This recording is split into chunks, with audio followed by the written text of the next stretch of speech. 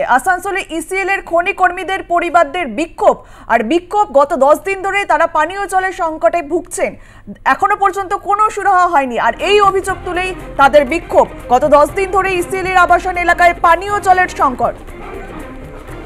টেলিফোনে রয়েছে আমাদের প্রতিনিধি ছোটন সেনগুপ্ত। ছোটন, এখনো কি বিক্ষোভ চলছে, কি পরিস্থিতি সেখানে?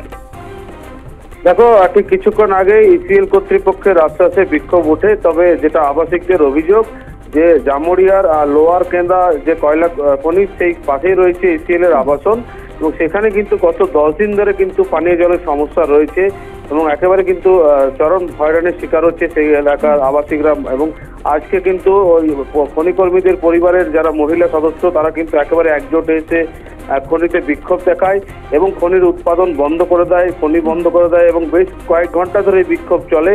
এবং তাদের যেটা মূলত অভিযোগ, 10 দিন ধরে এলাকায় পানীয় জলের সমস্যা রয়েছে এবং বিক্ষোভকারীদের যেটা দাবি যে মোটর বিকল হয়ে যাওয়ার কারণে কিন্তু পানীয় জল সরবরাহ বন্ধ রয়েছে, অবিলম্বে পানীয় জল সরবরাহ চালু করতে হবে, এই দাবিতে কিন্তু বিক্ষোভ দেখানো হয়।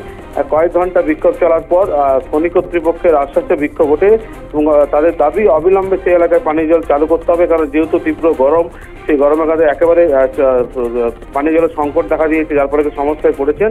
অবশেষে কিছুক্ষণ আগেই খনি কর্তৃপক্ষের আশ্বাসে কিন্তু বিক্ষোভ উঠে যায় এবং খনি কর্তৃপক্ষের তরফে আশ্বাস দেওয়া হচ্ছে কি কয়েকদিনের মধ্যে কিন্তু পানীয় জলের সরবরাহ চালু করা হবে। সেই আশ্বাস পাওয়ার পরে কিন্তু সেই বিক্ষোভ তুলে নেয় মহিলারা। ধন্যবাদ ছোটন। ইসিএল এর কলিয়ারি কর্তৃপক্ষের আশ্বাসে কিছুক্ষণ পরেই বিক্ষোভ উঠে যায় এমনটাই জানা যাচ্ছে।